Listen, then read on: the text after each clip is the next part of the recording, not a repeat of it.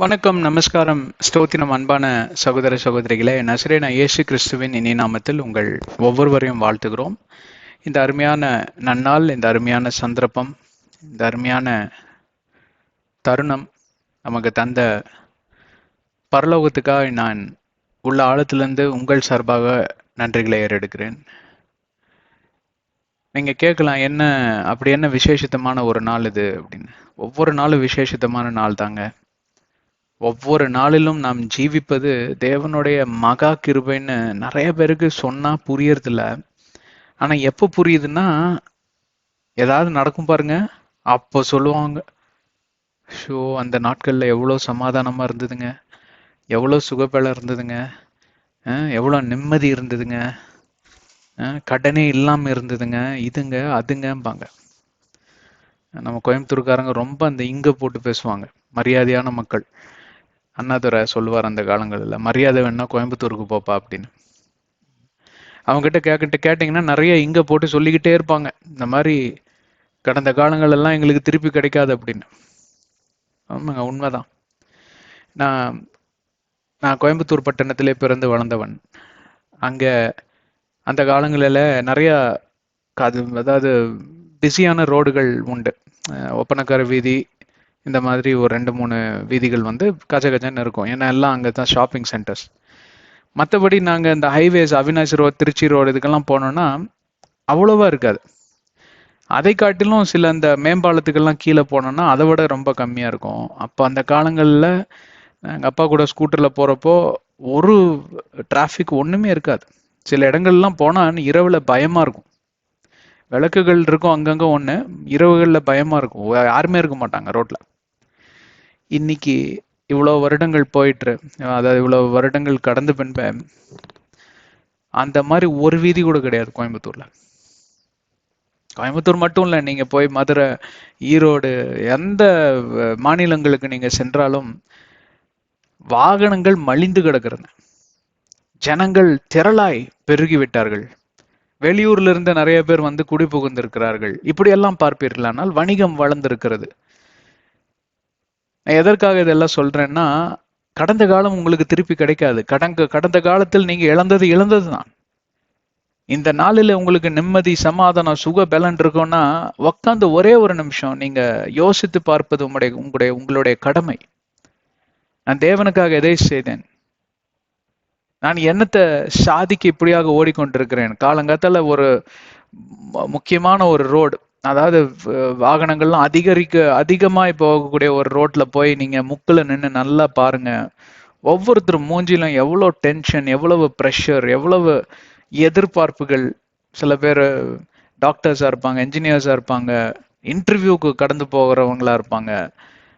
சில பேர் நர்ஸு, இந்த மாதிரி வேலைகள்ல இருப்பாங்க, ஆம்புலன்ஸு, இந்த மாதிரி பார்த்துக்கிட்டே இருக்கலாம். நீங்க உலகம் ரொம்ப பிஸியா இயங்கி கொண்டிருப்பதை நீங்க பார்க்கலாம். ஆனா ஒரே ஒரு கேள்விக்கு உங்களுக்கு பதிலே கிடைக்காது. என்னத்தை சாதிக்க இவங்கெல்லாம் போறாங்க? வேலை செய்ய போறாங்க. நான் வந்து அப்படியே ரொம்ப குத்தி காட்டி உங்க கேள்வியில கேட்கல. நானும் வேலை செஞ்சுட்டு இருக்கேன். நான் பார்ட் டைம் ஊழியன் தான். முழு நேரம் இது பைபிள் பிரசங்கம் பண்ணா என் குடும்பத்தை காப்பாத்துறதுக்கு யார் எனக்கு இது கொடுப்பாங்க இல்லைங்களா? அந்த மாதிரி ஊழியம், வேலை செய்து கொண்டே தான் ஊழியம் பண்ணிக்கிட்டு இருக்கோம். வேலையோட முக்கியத்துவம் எனக்கு தெரியும். எல்லாரும் உழைக்கணும். உழைக்காதவன் சாப்பிடவே கூடாதுன்னு 2 தெசலோனியன் 3வது அதிகாரம் 10-11 எழுதியிருக்கு. ஸோ அதெல்லாம் தெரியும், எனக்கும் தெரியும். ஆனா எல்லாரும் பொருளாதாரத்துக்காக ஓடுகிறார்களே தவிர ஆத்ம ரீதிக்காக ஓடுகிறவன் எவனும் கிடையாது. அது குறிப்பா திங்கட்கிழமை காலையில போய் நீங்க நின்று பார்க்கணும். ஞாயிற்றுக்கிழமை காலையில் பார்த்தா கிறிஸ்துவர்கள்லாம் ஒரு சர்ச்சுக்கு போவாங்க, நல்ல காரியம்தான். நிறைய பேர் போய் சர்ச்சில் கதறியெல்லாம் அழுவாங்க. இந்த மாதிரி மற்ற திங்கட்கிழமை காலையிலேருந்து சனிக்கிழமை வரைக்கும் பார்த்தீங்கன்னா வேற உலகத்தில் இருப்பாங்க. நீங்கள் அப்படி ஒருத்தராக இருக்கிறீங்களா? ஒவ்வொரு நாளிலும் வாழுகிறப்போ உங்கள் உடலே கிறிஸ்து வாசம் செய்கிற தேவாலயம், பரிசுத்த ஆவியானவர் குடிதங்குகிற தேவாலயம் என்று 1 கொரிந்தியர் 3:16 எதுக்கு சொல்லுதுன்னா, சர்ச்சுக்கு போகக்கூடாதுங்கிற அர்த்தத்தில் சொல்லலைங்க. சர்ச்சுக்கு போகணும், சகோதர ஐக்கியம் வேணும். ஒரு நல்ல காரியம், கெட்ட காரியம் நடந்ததுன்னா உங்களுக்கு இடம் தேவை, புதைக்கிறதுக்கு இடம் தேவை, கல்யாணத்துக்கு இதெல்லாம் கருதி தான் பவுல அப்போஸ்தலர் எங்கே சென்றாலும் ஒரு திருச்சபை நிறுவிவிட்டு வந்துருவார். ஏனென்றால் ஒன்றாக கூடி இருக்குது ஜெபிப்பது, ஃபெலோஷிப். அதே போல ஒன்றாக கூடிதான் கர்த்தருடைய பந்தியில நம்ம பங்கு பெறணும். இப்படியெல்லாம் சில நியமங்கள் உண்டு. அதுக்காக திருச்சபை இருக்கு, ஒத்துக்கிறேன். ப்ரேயர் மீட்டிங், ஜெப கூட்டங்கள் வைப்பாங்க, போங்க, நல்லா இருக்கும், ரொம்ப நல்லா இருக்கும். ஜெப கூட்டத்துல பைபிள் ஸ்டடி எல்லாம் கலந்துக்கோங்க, ரொம்ப நல்லா இருக்கும், மனசுக்கு நல்லா இருக்கும்.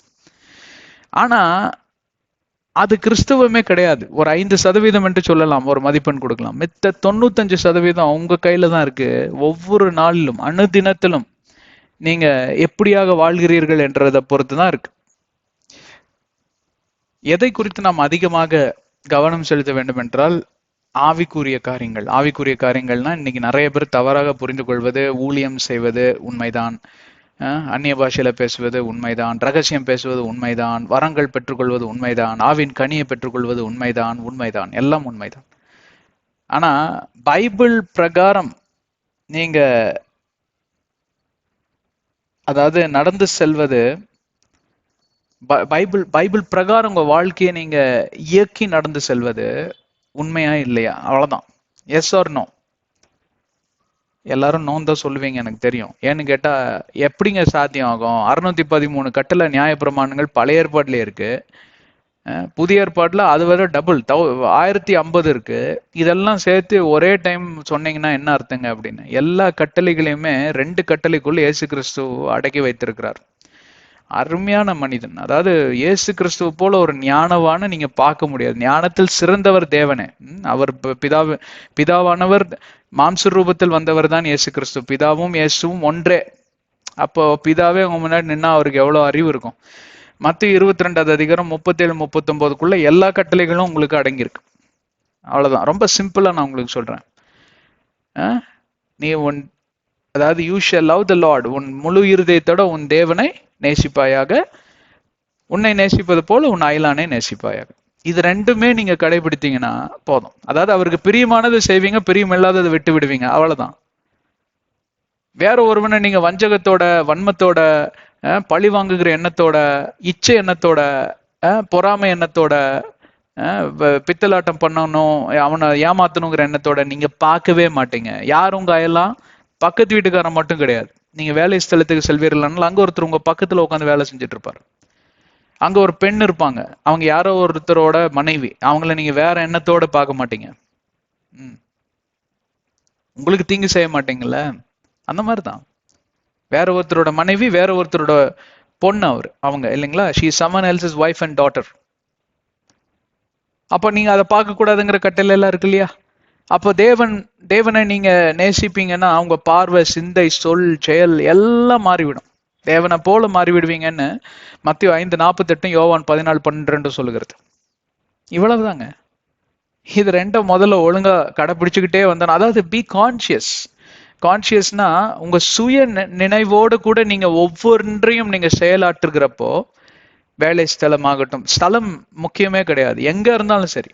எவ்வளவோ நாட்கள் நான் பாத்ரூம்ல உட்காந்து பெரிய பெரிய எழுப்புதல் ஜபங்கள்லாம் பண்ணியிருக்கேன், அதுக்கு பதிலும் கிடைச்சிருக்கு.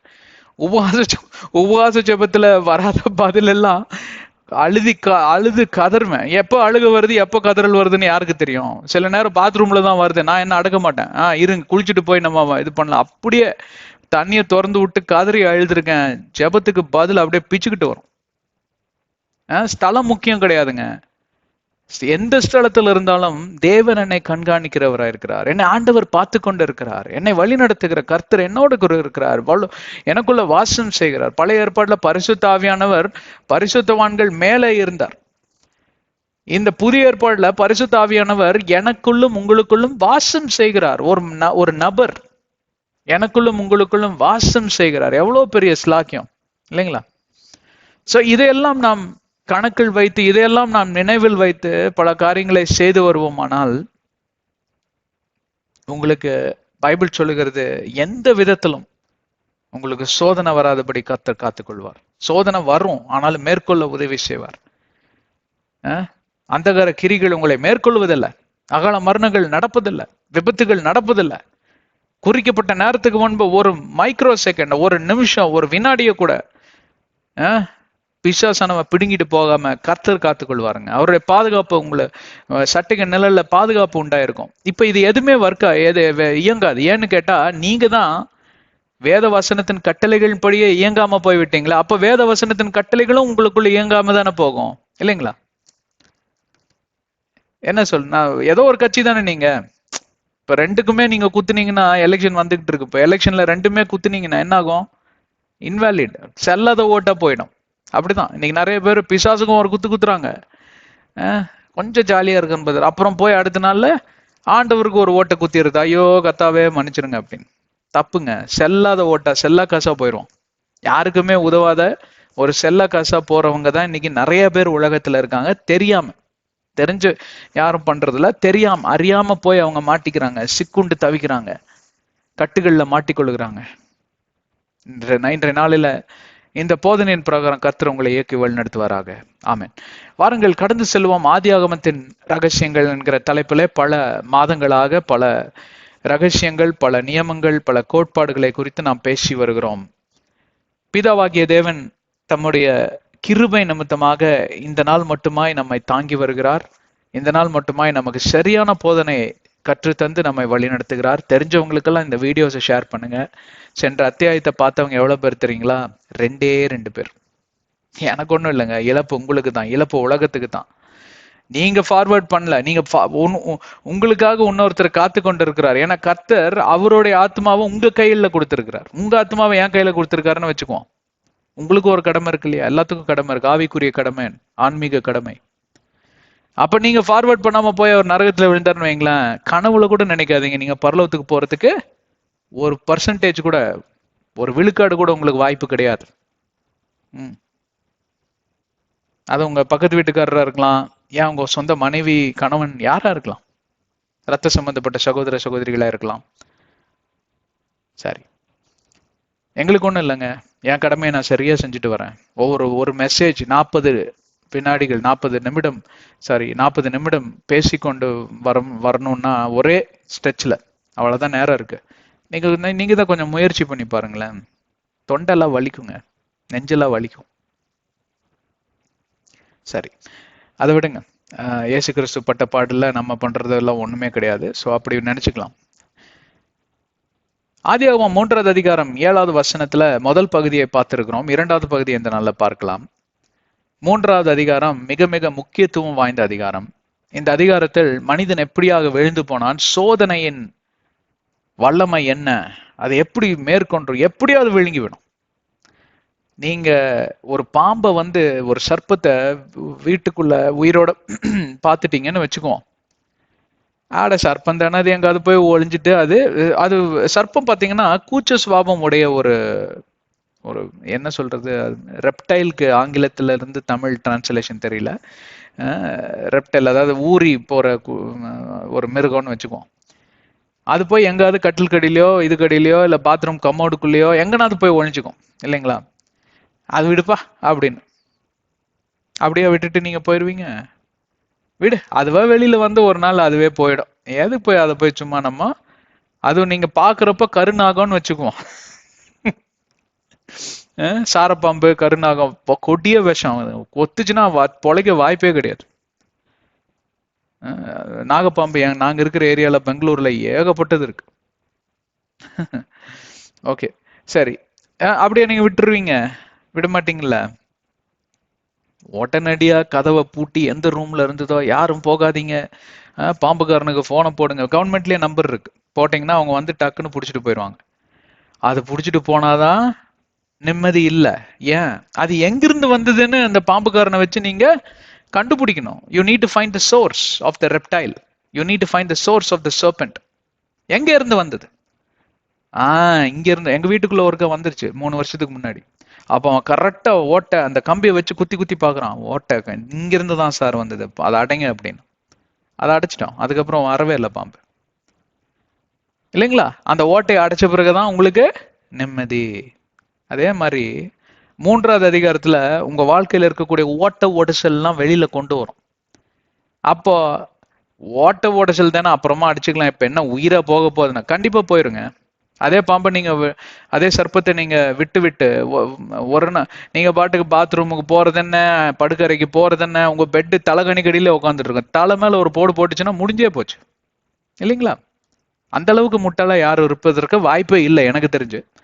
இல்ல ஒரு சில பிரகஸ்பதிகள் இருக்கக்கூடிய வாய்ப்புகளும் உண்டு. நீங்க அப்படி இருக்கக்கூடாதுங்கிற ஒரு நல்ல எண்ணத்துல சொல்றேன். இல்லைங்களா? தமிழ்ல இதெல்லாம் பேசுறது எவ்வளவு கஷ்டம் இல்லைங்களா? பிரகஸ்பதித்தனம், இந்த விதண்டாவாதம் பண்றது, இவங்கெல்லாம் ஒரு நாள் பாத்தீங்கன்னா கண்டிப்பா ஏதோ ஒரு சம்பவத்துல மாட்டிக்குவாங்க. நிறைய பேரை அதாவது அநேக நபர்களை என் வாழ்க்கையில நான் அந்த மாதிரி சந்திச்சிருக்கேன். நிறைய பேரை பார்த்திருக்கேன். ரொம்ப கஷ்டமா இருக்கும். தெரிஞ்சே போய் கீழே விழுறாங்களே, சொன்னாலும் கேட்க மாட்டாங்க.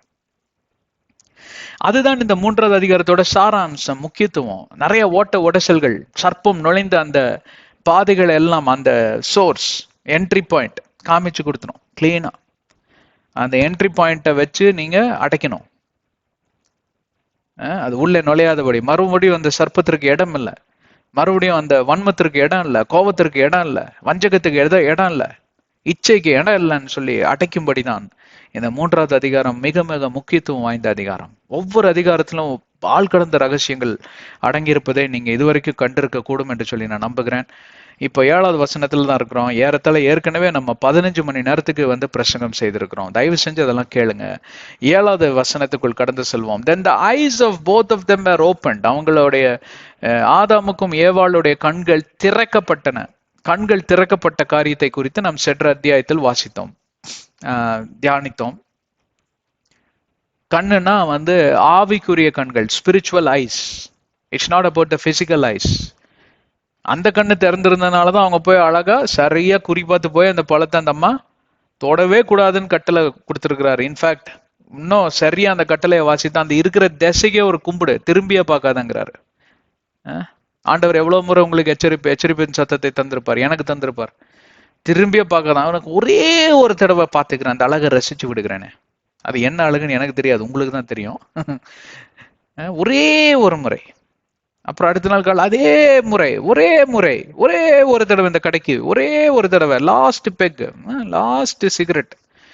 இவன் வாழ்க்கையில பாத்தீங்கன்னா இந்த லாஸ்ட் உனக்கு லாஸ்ட் டேவே வந்துடும். உனக்கு கடைசி முறை, உனக்கு கடைசி நாள் வந்தாச்சு, அவ்வளவுதான். குழி தோண்டி புதைச்சிட்டு போயிடுவாங்க. உடல் மண்ணுக்கு தான் போகும், ஆத்மா பரலோகத்துக்கு போகாது. நாளைக்குன்னு சொல்றவன் வாழ்க்கையில் உருப்பிடவே மாட்டான்னு சில பெரியவங்க சொல்லுவாங்க. நாளைக்கு, டுமாரோ வில் நெவர் கம். இன்றைக்கு, அதாவது இப்ப ஆவியில நிறைந்திருக்கிறவன் இன்றைக்குன்னு கூட சொல்ல மாட்டான். நேத்திக்கே பண்ணி முடிச்சாச்சே அப்படிம்பாங்க சில பேர். எள்ளுனா என்னன்னு நிற்பாங்க இல்லைங்களா? பழமொழியா வருது இன்னைக்கு. Right. Then the eyes of both of them were opened. ஆவிக்குரிய கண்கள் திறக்கப்பட்டது. And they knew that they were naked, and they sewed the fig leaves together and made themselves coverings. அவங்க கண்கள் திறக்கப்பட்ட மாத்திரத்திலே தாங்கள் நிர்வாணிகள் என்று சொல்லி அறிந்த மாத்திரத்தில் அவர்கள் சென்று அங்கே இலை செடி கொடிகள்லாம் இருக்குங்களா, மரங்கொடிகள்லாம் எடுத்து அவங்க பின்னி தங்களுடைய நிர்வாணத்தை மறைத்து கொண்டார்கள். என்ன ஒரு அவல நிலைமை பார்த்தீர்களா? ஆவிக்குரிய கண்கள் திறக்கப்படுகிறது ஒரு நல்ல விஷயம்தான். ஏன்னு கேட்டா, இன்னைக்கு அதுதான் இந்த 3வது அதிகாரம் முழுவதும் நாங்க அலாசி ஆராய்ந்து பார்த்து கொண்டிருக்கிறோம். ஏன் அவங்க ஆவிக்குரிய கண்கள் திறக்கணும்?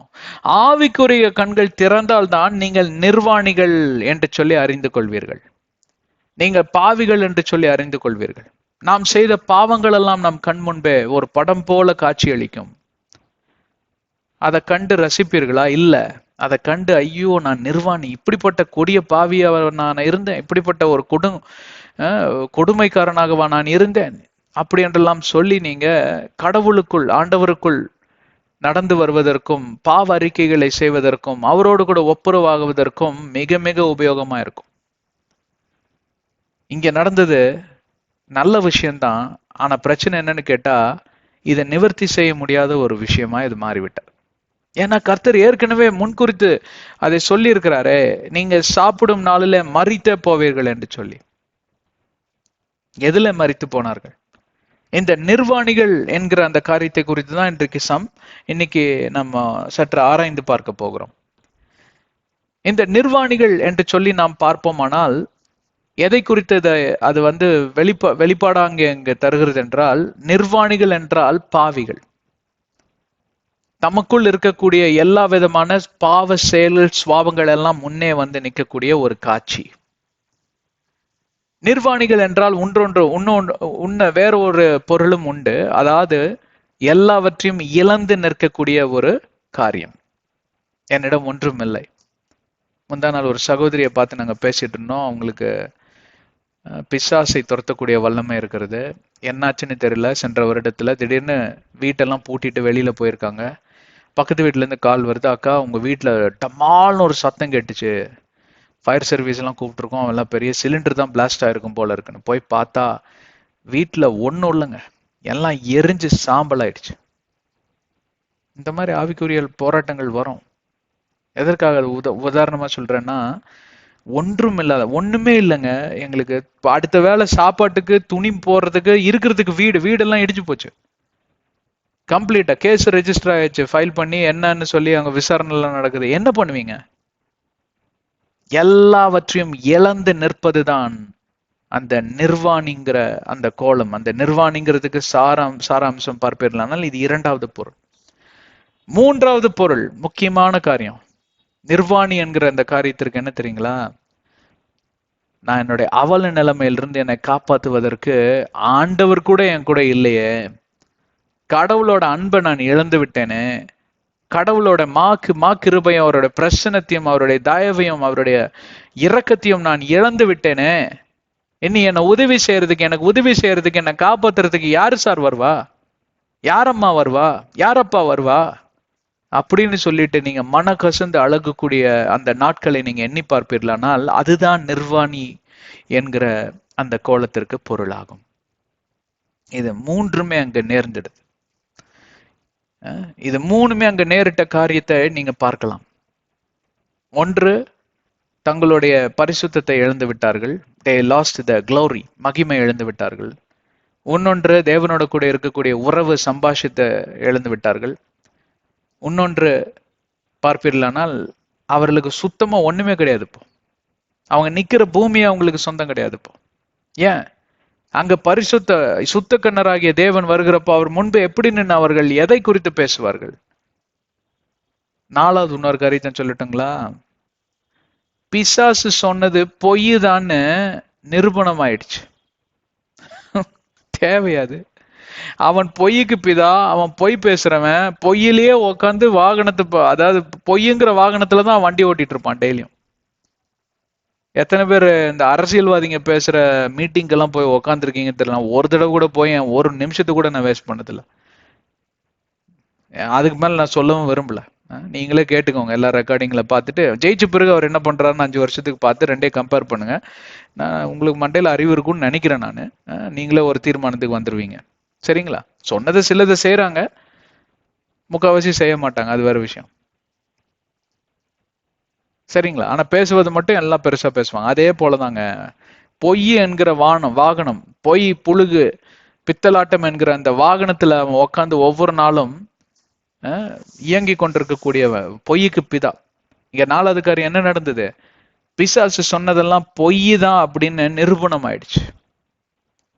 இந்த நாளில் கூட என் கண் முன்பே வருவன் யார் என்றால் யூதாஸ் இஸ்காரியத். புதிய ஏற்பாடுல ஆதாமுக்கு ஏவாளுக்கு நம்ம சரியா ஒப்பிட்டு பார்க்கணும்னா யூதாஸ் இஸ்காரியத்தை போல ஒரு மனிதன் எனக்கு தெரிஞ்சு இல்லை. நான் நல்லா ஒப்பிட்டு பார்க்கலாம். இந்த சூழ்நிலையில அந்த காரியத்தை நாம் பார்த்து விட்டு திருப்பி இங்க நம்ம முடிச்சிடலாம். இன்னொரு 10 நிமிஷத்துக்குள்ள முடிச்சிடலாம். சரிங்களா? கொஞ்சம் பொறுமை காக்கவும்.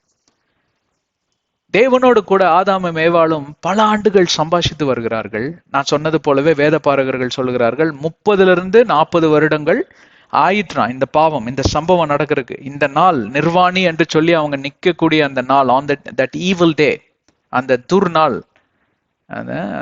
அந்த துர்க்கிரியை நடந்த நாள் பார்ப்பீர்களானால் 30-40 ஆண்டுகள் ஆயிற்றான். அவ்வளவு நாட்கள் தேவனோடு கூட இருந்திருக்கிறார்கள், தேவனோடு கூட சம்பாஷித்திருக்கிறார்கள், தேவனோடு கூட உட்காந்து தினமும் சாப்பிட்டு இருக்காங்க. காலையில அதிகாலையில வருவாராமா, குளிர் நிழல்ல அவர் இவர்களோட பேசிட்டு கொஞ்ச நேரம் டைம் ஸ்பெண்ட் பண்ணிட்டு எல்லாம் பழங்கள்லாம் பிரிச்சு அவரும் சாப்பிட்டு எல்லாம் சாப்பிட்டுட்டு சரிம்மா போயிட்டு வரேன் அப்படின்னு சொல்லிட்டு அவரோட இடத்துக்கு அவரு போயிடுவார். தினமும் பார்த்து கொண்டு தினமும் அவருடைய ஞான சொற்களை எல்லாம் கேட்டு வளர்ந்தவர்கள், அவர் கண்முன்பே வளர்ந்து வந்தவர்கள். இவ்வளவு விஷயத்த சொன்னியும் அவங்க போய் ஒருத்தனை நம்பி இப்படி நிர்வாணியா நிக்கிறாங்கன்னா இவங்களை என்ன பண்றது? சரி, அவங்க கிட்ட பைபிள் இல்லைன்னு வச்சுக்குவான். தேவனே பைபிள், நடமாடும் வேதாகமம் தான் கர்த்தர். கர்த்தரே இருக்கிறப்ப இன்னொரு பைபிள் என்னத்துக்குங்க? இப்ப பாவம் வரலன்னு இந்த பைபிள் என்னத்துக்கு நமக்கு? இல்லைங்களா? கர்த்தர் எங்க இருந்திருப்பார் இந்த உலகத்துல? பாவம் இல்லாத உலகத்துல ஆதாம் ஏவாளோட சம்பாஷிக்கிற ஆண்டவர் என்னோட உங்களோட கூட சம்பாஷித்துக் கொண்டிருக்கக்கூடிய உலகமாதான் இது இயங்கிக் கொண்டிருக்கும். அது தேவையில்லை, அது நொண்டி சாக்கு. ஆதாம் ஏவாக்கு பைபிள் இல்லைங்க, மோசையோட கட்டளை இல்லைங்க. கட்டளை என்னத்துக்குங்க? கட்டளைகளுக்கெல்லாம் நியாயப்பிரமாணங்களுக்கெல்லாம் தலைவரா இருக்கக்கூடியவர், the leader of all laws and commandments is God. அவரே இருக்கிறப்போ அவங்களுக்கு என்னத்துக்குங்க கட்டளை? எல்லா கட்டளையும் அவர் கொடுத்துருக்கிறாருல. ஒரே கட்டளை தான் கொடுத்தாரு. அது இந்த பக்கம் பார்க்காது அப்படின்னா அங்கேயே தான் பாக்குறது. அது தொடாதுன்னா அதையே தான் போய் தொடுறது. அது சாப்பிடாதுன்னா அதையே தான் போய் சாப்பிடுறது. ஒரு கட்டளை தாங்க கீழ்ப்படிதல டெஸ்ட் பண்றதுக்கு போச்சா? அது ஒரு பெரிய விஷயம். அதனால இந்த நொண்டி சாக்குக்கெல்லாம் நான் வரல. ஆனாலும் சரி, பரிதாபப்பட்டு அவங்க கிட்ட வேதாகம் இல்லை அப்படின்னு சொல்லிடலாம். இப்ப நம்ம யூதாஸ் இஸ்காரியட் இருக்காரு பாத்தீங்களா? இஸ்காரியட் அப்படி என்றால் அவர்கள் புரட்சி செய்யக்கூடிய ஒரு கம்யூனிட்டி, ஒரு கூட்டம். தீவிரவாதிகள் என்று சொன்னால் மிகையாகாது. ரோமர் அரசாங்கத்துக்கு எதிராக தீவிரவாதம் செய்கிறவர்கள் இந்த ஜியாலட், சைமன் தி ஜியாலட், அவரும் ஒரு சீஷர் தான். அதே போல யூதாஸ் இஸ்காரியட் ஜியாலட் இவங்க எல்லாம் பாத்தீங்கன்னா புரட்சி செய்கிறவர்கள், புரட்சியாளர்கள், நக்சல்ஸ், தீவிரவாதி அப்படி என்ன சொல்லிக்கோங்க. ரோமர் எங்க வந்தாலும் அடி உததான். இவனுக்கெல்லாம் பேசி அட்டி உதவுற மாதிரி அண்ணன் தம்பி கூட உதவ மாட்டான்னு, பேசி பிரயோஜனம் இல்லைன்னு கத்தி எடுத்து இறங்கி வீசினவங்க அவங்களும் நிறைய பேர் செத்து போயிருக்காங்க. அந்த மாதிரி ஒரு குளத்துல இருந்து வந்தவர் தான் யூதாஸ். யூதாஸோட தகப்பன் இஸ்காரியட். அவர் அந்த கேங்ல தீவிரவாதியா இருந்தவர் தான். என்னத்தை சொல்லி இவரை வளர்த்திருப்பாரு நீங்க நினைக்கிறீங்க? இந்த பேசுறது, இந்த அன்பு இதெல்லாம் ஒன்றும் வேலைக்கு ஆகுது தம்பி. இறங்கி களத்துல இறங்கி கத்திய பிடிச்சிடும், பிடிச்சி வீசி அவனை எதிரிய வீழ்த்தணும்.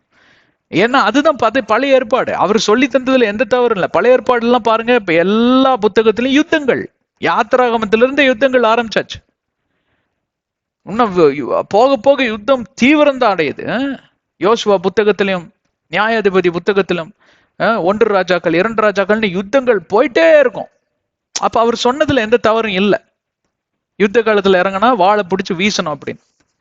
இப்படிப்பட்ட மனிதன் ஒரு நாள் இயேசு கிறிஸ்துவினால் தேர்ந்தெடுக்கப்படுகிறார். அவருடைய நோக்கம் சரியாக இருந்ததுனால்தான் கர்த்தர் இயேசு தேர்ந்தெடுத்தார். அவர் தேர்ந்தெடுக்கிறப்போ அவன் திருடனாய் மாறவில்லை, அவன் கொள்ளைக்காரனாய் மாறவில்லை, கொள்ளைக்காரனாய் மாறவில்லை. அவர் தேர்ந்தெடுக்கிறப்போ அவனோட புத்தி சுவாதியம் சரியாதான் இருந்திருக்கு. ஏன்னா அவனுக்குள்ள ஒரு வைராகியத்தை கர்த்தர் கண்டார். என்ன? தேவனுக்காக நின்று நாம் யுத்தம் செய்ய வேண்டும். சரி, இவனை கொஞ்சம் மசாஜ் பண்ணா சரி பண்ணிடலாம். யுத்தம் யாரோடு கூட? மனிதனோட மாம்சத்தோட ரத்தத்தோட இல்ல, நடுவான மண்டல சேனைப்படைகள், பாதாளத்தின் ஆவிகளோட, பிரின்சிபாலிட்டிஸ் அண்ட் பவர்ஸ் ஆஃப் டார்க்னஸோட இருக்குன்னு இதை அவனுக்கு சரி பண்ணிடலாம் அப்படின்னு சொல்லி ஒரு கான்பிடன்ஸ்ல தான் எடுத்தார். அவர் எடுக்கிறப்போ அவனோட புத்தி எல்லாம் கரெக்டா தான் இருந்தது. 3.5 ஆண்டுகள் இயேசு கிறிஸ்துவோட கூடவே இருந்தவர் தாங்க யூதாஸ் இஸ்காரியாட். யாரு இருந்தாலும் இல்லைன்னாலும் அக்கௌண்டன்ட் கூடயே இருக்கணும். ஏன்னா எங்க போனாலும் ஊழியத்துக்கு பணம் தேவையில்ல. ஊழியத்திற்கு ஊர் விட்டு ஊர் போவாங்க. 40 ஊர்களுக்கு அவர் பிரயாணம் செய்திருக்கிறார் இயேசு கிறிஸ்து ஊழியம் செய்வதற்கு. அப்படிதான் ஒரு அறிக்கை சொல்லுது. ஒரு வேதபாரகர்கள் ஆராய்ச்சி செஞ்சிருக்காங்க. 40 ஊர்கள், முக்காவாசி குறிப்பிட்டிருக்கு, சிலதெல்லாம் குறிப்பிடல. பட் ஆனா எல்லாமே கேப்சர் பண்ணியிருக்கிறாங்கன்னு தான் நான் நினைக்கிறேன். 40 ஊர்கள். எந்த ஊருக்கு போனாலும் காசு வேணும்ல, சாப்பிட்றதுக்கு, குடிக்கிற தண்ணிக்கு, தங்குறதுக்கு இடம். அப்ப யார் முக்கியமான ஆளு? யூதாஸ் இஸ்காரியாட்டுங்க. அவர் கூடயே இருந்திருக்கிறார். அப்படின்னா இயேசு கிறிஸ்துவோட ஒரு சொற்களை கூட அவர் அங்க மிஸ் பண்ணல. இயேசு கிறிஸ்து செய்த அற்புதங்கள் சிலதுதான் இங்க இருக்கு. யோவான் கிளீனா குறிப்பிட்டிருக்காரு. இயேசு கிறிஸ்துவோட ஊமைகள் சிலதுதான் இங்க கேப்சர் பண்ணப்பட்டிருக்கிறது, எழுதப்பட்டிருக்கிறது. அதையும் எல்லாம் எழுதியிருக்காங்க பைபிள்ல. நான் நினைக்கிறேன் ஒரு 10% கூட இருக்காது. ஏன்னா அந்த காலங்களில் பார்ப்பில்லானால் இந்த மாட்டு தோல், இந்த அனிமல் ஸ்கின், அது எந்த தோல்னு தெரியலங்க. சில பேர் கேமல், அதாவது ஒட்டக தோலுங்கிறாங்க, சில பேர் மாட்டு தோலுங்கிறாங்க. ஏதோ ஒரு தோல்ல எழுதுனாங்க. மை ரெண்டுமே சரியான காஸ்ட்லி.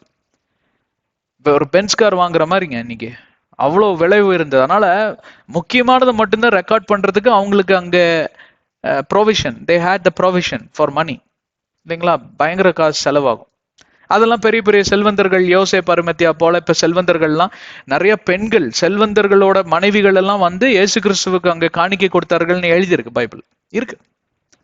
அந்த பணத்தை வச்சுதான் அவங்க அதெல்லாம் பண்ணியிருப்பாங்க அந்த ஊழியத்தை நான் நினைக்கிறேன். மத்தையோ வச்சு அதெல்லாம் ரெக்கார்ட் பண்ண வச்சிருக்காரு, கிறிஸ்துவே ரெக்கார்ட் பண்ண வச்சிருக்காரு. அதற்கு பின்பே நம்ம லூக்கு வந்தாரு, டாக்டர், அவர் வந்து சில காரியங்கள்லாம் பண்ணாரு. நம்ம மார்க் வந்து பவுலோட சேர்ந்து ஊழியம் பண்ணதாக ஒரு, அது சாரி, பேதுருவோட சேர்ந்து ஊழியம் பண்ணதாக ஒரு குறிப்பீடு இருக்கு. அவரு அதெல்லாம் எழுதியிருக்காரு.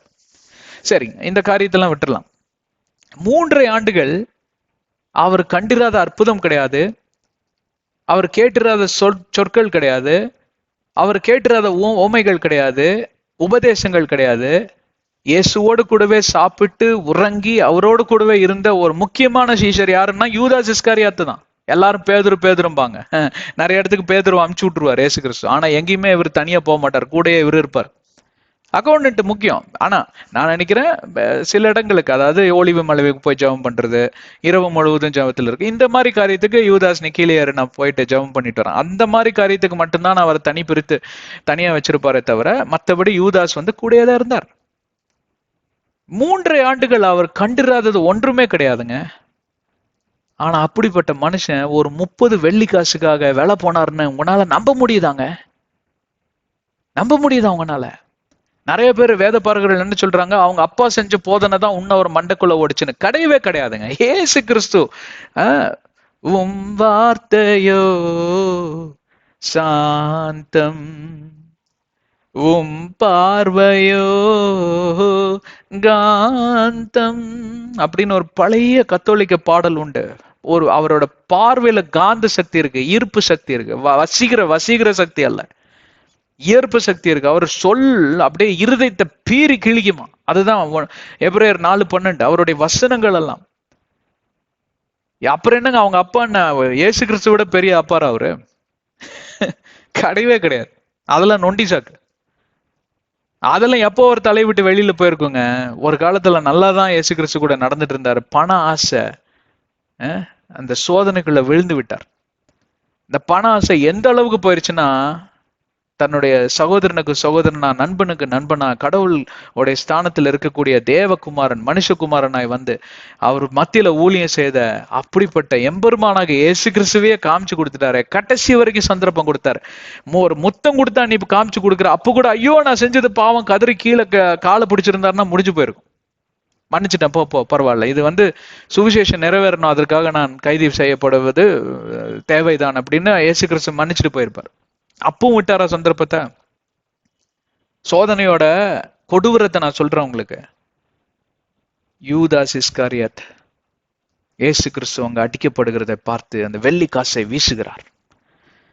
இந்தாங்க உங்க வெள்ளி காசை வச்சுட்டு அந்த மனிதனை விட்டுருங்க, இந்த பாவம் எனக்கு வேண்டாம், இந்த கொடிய ரத்த பாவம் எனக்கு வேண்டாம், ரத்த பலி எனக்கு வேண்டாம், எனக்கும் உனக்கும் என்ன, அது உன்னோடைய போட்டோம் அப்படின்ட்டாங்க. அந்த பழி உண்மையில வந்தா எங்களுக்கு என்ன, எங்க வேலை ஆயிடுச்சு, வேணா அந்த காசை பொறுக்கிட்டு போ, இல்லைன்னா அப்படியே போயிடு நீ அப்படின்ட்டாங்க. அந்த காசை எடுத்து அவர் மரித்த பிறகு அவங்க ஒரு ஒரு இடத்த வாங்கினாங்க, இந்த லேண்ட் ஆஃப் பிளட்ன்னு சொல்லிட்டு. அது வந்து அந்த இடத்துல மயான இடமா அதை மாற்றி விட்டார்கள், மயான பூமியை அதை மாற்றி விட்டாங்க, கிரேவியார்ட், கல்லறை தோட்டமா மாற்றி விட்டாங்க. சரி, அதை விட்டுருங்க. அந்த நாளில் யூதாஸ் இஸ்காரியாத் தன்னை எப்படி பார்த்தார் தெரியுங்களா? நிர்வாணியாக பார்த்தார். ஆதாமும் ஏவாளும் ஆவிக்குரிய கண்கள் திறக்கப்பட்டப்போ தன்னை நிர்வாணிகளாக பார்த்தார்கள். எல்லாம் இழந்த நிலைமையில தகப்பனை இழந்து விட்டார்கள். பெற்ற தாயும் தந்தையுமா இருந்த தகப்பனை, பரலோக தேவனை இழந்து விட்டார்கள். ஐயோ எங்க வாழ்க்கை முடிஞ்சு போச்சே, மழை போல அவரை நம்பி இருந்தோம், ஆனா அவர் எங்க கைவிடல. அவரும் எங்களை நம்பி இருந்தாரு, ஆனா நாங்க அவரை கைவிட்டுட்டோம், நாங்க அவரை ஏமாத்திட்டோம், நாங்க கீழ்ப்படியாம போயிட்டோம், இது எப்படி நிவர்த்தி செய்யறதுன்னு முழித்து கொண்டிருந்தார்கள். மூளையை பிசைஞ்சிட்டு இருப்பாங்கன்னு நினைக்கிறேன். அன்னைக்கு யூதாஸ் இஸ்காரியோட்டும் அதே நிலைமையில இயேசு கிறிஸ்து அடிக்கிறத பாக்குறாரு. பார்த்துட்டு அதே யூதாஸ் இஸ்காரியோட் அதே வேகத்துல போனார், ஒரு கயிறு எடுத்தார், கதையை முடிச்சுக்கிட்டார். அதுதாங்க இந்த சோதனையின் கொடூரம். உள்ள போறப்போ ரொம்ப ஜாலியா இருக்கும். பெண்களோட சுத்துறப்போ, மதுபானம் பருகிறப்போ, பல காரியங்கள்லாம் பண்றப்போ பைபிள்ல சொல்றது, நீ என்னப்பா பழைய அரண்மனை பெட்டியாட்ட அதையே வாசிச்சுக்கிட்டு இருக்கிற அப்படிம்பாங்க. அப்படியா? அது எது எப்படி அவர் தொங்குனாருன்னா, எவ்வளவு உயரத்துல இருந்து அது எந்த ஆங்கிள் தொங்குனாருன்னு தெரியலங்க. இதை குறித்து நான் பேச விரும்பல, ஆனா சொல்லிதான் ஆகணும். அந்த கொடூரத்தை நீங்க நிர்வாணம் என்கிற அந்த கொடூரத்தை நீங்க கொஞ்சமாவது உணரணும். அனுபவிக்காமவே உணர்ந்து நீங்க இன்னைக்கு வந்துருங்க கர்த்தருக்குள்ள. எந்த ஆங்கிள் அவர் கயிறு சுருக்கு போட்டு தொங்கினாருன்னு தெரியலங்க. அவர் வயிற்றுல இருக்கிற குடல்ல, இந்த வயிற்றுக்குள்ள எல்லாம் சம்பந்தப்பட்ட ஈரல், இதெல்லாம் சிறுநீர், இது அந்த கிட்னி எல்லாமே அப்படியே பொல பொலன்னு கீழே விழுந்துருச்சுங்களா. அங்க நாய்கள் எல்லாம் நக்கி சாப்பிட்டுருக்கோம், கழுகுகள்லாம் தின்னு போட்டிருக்கோம். அதுதான் கொடூரங்க. அவர் அப்படி சாக வேண்டிய அவசியமே கிடையாது. அதான் சொல்ல வர, அது முட்டாள்தனம், மதியினம், மதிகட்ட ஒருவன் பண்றது, ஒரு ஒரு மதிகட்டவன் பண்ணக்கூடிய செயலை அங்க செய்து விட்டார். ஏன் சொல்றது தெரியுங்களா? பேதுரும் அதே நிலைமையில தான் இருந்தாரு. ஆனா பேதுரு அப்படி பண்ணல. ஏன்னா அவருக்கு தெரியும் ஏசு கிறிஸ்து என்ன மன்னிப்பாரு. ஆனாலும் நான் அவர்கிட்ட போய் மறுபடியும் ஒப்புரவாகுவதற்கு எனக்கு எந்த தகுதி, யோகிதை, அருகதை கிடையாதுன்னு எல்லாத்தையும் தூக்கி போட்டு அவர் எப்படி அழுதுட்டு ஓனார்னா, பார்த்தவன்லாம் பயந்துட்டான். ஓன்ட்டு அழுதுட்டு அப்படியே ஓடுறாரு. ஒரு பைத்தியம் பிடிச்சிருச்சுடா இவனுக்கு. ஆமா, இவன் தான் பேதுரு, பைத்தியம் பிடிச்சிருச்சுன்னு எல்லாம் கேள்வி கேட்டவன்லாம், 3 முறை மறுதளிக்க வைத்தவன்லாம், கேள்வி கேட்டவன்லாம் அப்படியே ஒதுங்கி நின்றுட்டான்லாம், ஓடுறாரான் அழுதுட்டு. அப்படி அப்ப போன மனுஷன் தான் நேரா போனாரு, மறுபடியும் அந்த வலையை எடுத்தாரு. நான் பல மீன் பிடிக்கிற வேலைக்கே போயிடுறேன்னு 3 நாட்கள் அங்கே கண்களில தண்ணி குளம் போல இருப்பதை ஆண்டவர் கண்டிருப்பார். இயேசுவை நினைச்சிட்டே இருக்கிறார். அவர் இப்படி பண்ணிட்டோமே. அவரும் தன்னை நிர்வாணியாக தான் உணர்ந்தார். ஆனா அந்த நிர்வாணிக்கும் இந்த நிர்வாணிக்கும் இருக்கக்கூடிய ஒரே வித்தியாசம், ஒரு நிர்வாணி சொல்றான், நியாய தீர்ப்ப நானே என் கையில எடுத்துக்குவேன், எனக்கு எல்லாம் தெரியும், இப்பவா திருந்தினானா? இல்ல. ஆனா இன்னொரு நிர்வாணி சொல்றான், என் பாவத்தை நான் பாவம் செய்தது தவறுதான், அதற்கு ஒரே தண்டனை, இயேசு கிறிஸ்துவ நான் திருப்பி பார்ப்பதற்கு எனக்கு எந்த தகுதியும் கிடையாது. அதுதான் அந்த ஏன்னா அந்த ஓமை எல்லாம் அவர் கேட்டிருக்காரு இல்லைங்களா? ஊதாரி மகன் அதெல்லாம் திரும்பி நான் ஒரு வேலைக்காரனா இருங்கன்னு கூட கேட்கறதுக்கு எனக்கு தகுதி இல்லை. அந்த தகுதி கூட நான் இழந்து விட்டேன். பேசாம நான் ஒதுங்கி போயிடுறேன், யாரையோ வச்சு என் இடத்துல அவர் பண்ணட்டும், எவனோ ஒருத்தன் நல்லவன் கிடைப்பான், என்ன மாதிரி மோசமானவன் வேண்டாம் அப்படின்னு அவர் போய் ஒதுங்கி இருக்கிறார். 3 நாட்கள் கழித்து இயேசு கிறிஸ்து உயிர் தெளிந்து வந்த பிறகு மக்தலேனிடம் சொல்லுகிறார், நான் உயிர் தெளிந்து விட்டேன், சீஷர்களுக்கு சொல்லு, பேதுருவிடம் போய் செல்லுன்னு அவர் ஒரு பேரை தான் குறிப்பிட்டு சொல்லுகிறார். ஏன்? 3 நாட்கள்ல சியோல்ல அவர் ஆத்மா இருந்தப்போ பேதுருவோட அழுக்குறலை அவர் கேட்டுக்கொண்டு இருக்கிறார். பேதுருவ மறந்து போல, அவரோட சேர்ந்து இயேசுவும் அழுதிருப்பார். ஆமாங்க, வாக்கு கடங்க அந்த பெருமூச்சுக்களோட உங்களோட கூட அழுது ஜெபிக்கிறவர் தான் ஆவியானவர். இயேசு பின்பே வந்தவர் ஆவியானவர். ரோமர் 8வது அதிகாரம் 26வது வசனத்தை வாசித்து பார்த்துக்கொள்ளுங்க. பேதுருவிடம் போய் சொல்லு, நான் வரேன். அப்புறம் பேதுருவிடம் போய் இந்த 40 நாட்கள் இருந்தார் இல்லைங்களா, அதுல பேசுறாரு, என்னை நேசிக்கிறாயா, இந்த மாதிரி நீ என்னை வழி நடத்தணும், நீ தான் உண்மையிலதான் அந்த திருச்சி கட்ட போற, நான் சொன்னதுதான் அப்படின்னு. எவ்வளவு பெரிய அற்புதம் தெரியுங்களா? யூதாஸ் இஸ்கரியோத்தை பத்தி ஏன் நான் சொல்றேன்னு கேட்டா, அதே மாதிரி பேதுருவோட வழியில அவர் நடந்து போயிருந்தா பவுல் அப்போஸ்தலர்னு ஒருத்தர் வந்திருக்கவே மாட்டாரு. ஏன்னா அவரை கொண்டுதான் இந்த 14 நிருபங்கள் எழுதக்கூடிய ஒரு திட்டம், தெய்வீக திட்டம். அதுக்காக தான் யூதாஸ் இஸ்கரியோத்தை இழுத்து கொண்டு வந்தாங்க, பணத்தை மட்டும் வச்சுக்கிட்டு இருக்கிறதுக்கு இல்ல. இதெல்லாம் எழுதக்கூடிய ஒரு பெரிய அற்புதமான ஊழியங்க. அது பெரிய ஊழியக்காரர். இன்னைக்கு பவுல் அப்போஸ்தலர் யூதாஸ் அப்போஸ்தலர் நம்ம வாசித்துட்டு இருப்போங்க. போச்சா? கொடூரத்தை பாத்தீங்களா? பாவத்தின் கொடூரம், சோதனையின் கொடூரம் சரியா கையாளாதனால இன்னைக்கு பாத்தீங்களா எவ்வளவு பெரிய ஒரு தருணத்தை அவர் இழந்து விட்டார். அதே தருணம் உங்களுக்கு இருக்கக்கூடும், எனக்கு இருக்கக்கூடும். யூதாஸ் இஸ்காரியோட் இழந்தது போல, ஆதாம் ஏவாள் இழந்தது போல நீங்களே இழக்க போறீங்களா? நிர்வாணி என்கிற கோலத்திற்குள் நீங்க உங்களையே நடத்தி செல்வீங்களா? இவங்க தெரியாம செஞ்சுட்டாங்கிற, இவங்களுக்கு தெரிஞ்சுதான் செஞ்சாங்க. ஆனா இவங்களை காட்டிலும் இயேசு கிறிஸ்து பேசினது எல்லாம் இங்க எழுதி வச்சிருக்காங்க. இன்னைக்கு பைபிள் அருமையான வேதாகமம் கொடுக்கப்பட்டிருக்கிறது. அருமையான நிருபங்கள்லாம் எழுதி வச்சிருக்காரு பவுல் அப்போஸ்தலர். வெளிப்பாடு எழுதி வச்சிருக்காரு யோவான். யோவான் 1, யோவான் 2, 3 எல்லாம் பார்ப்பில்லானால் அருமையான புத்தகங்கள். இதுல இல்லாத வழிநடத்துதல் போதனைகள், எனக்கு ஆங்கிலத்தில் ஒன்றும் ஈஸியா வரும், checklist, guidelines, instructions, rules, principles, நியமங்கள். வாழ்க்கை வாழ்வதற்கு நியமம் வேணுங்க, ஒரு பிரின்சிபல் வேணும். ஆடு மாடு மாதிரி நினைச்சா எந்திரிக்கிறது, சுத்த வேண்டியது. அப்ப நமக்கும் அவன் ஒரு மிருக ஜீவ ராசிக்கும் என்னங்க வித்தியாசம்?